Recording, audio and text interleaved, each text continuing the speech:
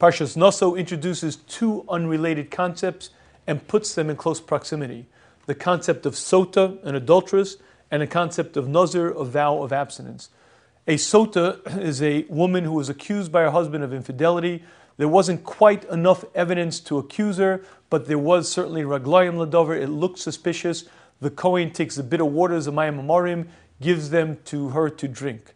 If in fact she was guilty, she dies. If she was innocent, then she's given bracha. She will have children if she couldn't have before. Immediately after that, the Torah tells us the parsha of Nazir.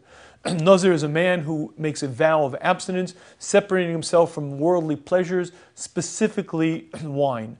Rashi is bothered by the fact that these two parshas, these two topics, have nothing one to do with the other. Sota, an adulteress, has nothing to do with Nazir. Why does the Torah put them one next to the other? Rashi explains to us there is a lesson the Torah is trying to teach us. That if you happen to be a man on the scene, witnessing an adulteress given those waters to drink, you're supposed to then make a vow of abstinence. If you see the sota b'kukula, you should make the neder naziris. You should vow abstinence from physical pleasure, particularly wine. Why is that? Because how does sota get into trouble? Wine usually leads a person to frivolous behavior. If you saw the sota get into trouble, you should make a vow of abstinence. That's how Rashi explains the proximity. This Rashi is actually difficult to understand. Why? Because if wine is dangerous and will lead you to frivolous behavior, it's dangerous. If wine is not dangerous, it's not dangerous. What does the sota have to do with it? Why is it if you saw the sota, then you should make this vow of abstinence? If wine is dangerous, make a vow of abstinence.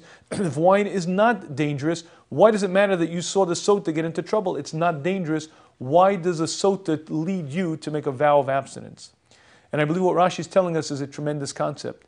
And that is that it's not by accident that you were on the scene. Why is it that you were on the scene when the Kohen gave those bitter waters to the woman to drink? Because Hashem was orchestrating events, bringing them around for you to see this happening. Hashem wanted you to get the message. The message is, you see what happened to her? You too are in danger. Had you not been there, had you not seen it, wine may be dangerous, may not be dangerous. You don't necessarily have to make a vow of abstinence. But Hashem delivered a message to you. If you were on the scene, Hashem wanted you to see it, and you're supposed to look, see, make the vow of abstinence to understand what Hashem is showing you in your situation for you. Abstain from wine because it's dangerous. And what Rashi is teaching us a tremendous concept for life. And that is that Hashem delivers messages in various ways, in various methods.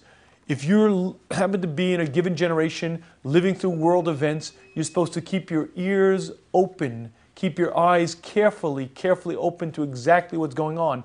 Oftentimes Hashem is speaking to you. Oftentimes Hashem is delivering to you a message. If you weren't there, if you didn't live through it, you didn't have to go and learn the lesson from it. But if you experienced it, if you lived through it, very likely Hashem wants you to learn that message, allow you to learn that lesson, and a person has to train himself to see, to understand, to keep his ears to the ground and listen to what Hashem is telling him.